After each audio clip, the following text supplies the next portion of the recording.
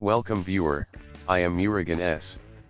This video tutorial describes how to fix could not open virtual machine. Taking ownership of this virtual machine failed.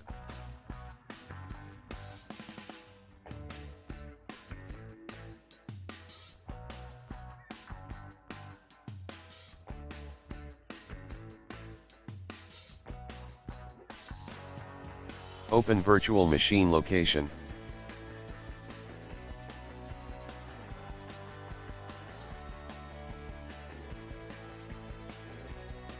Delete all .lck folders.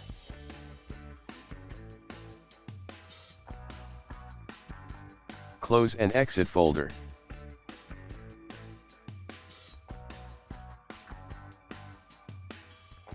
Try to start virtual machine.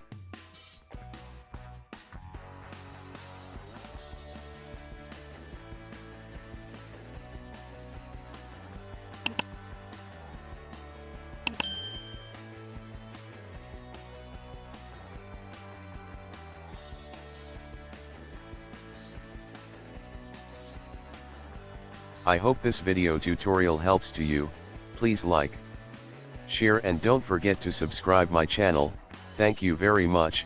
See you next video.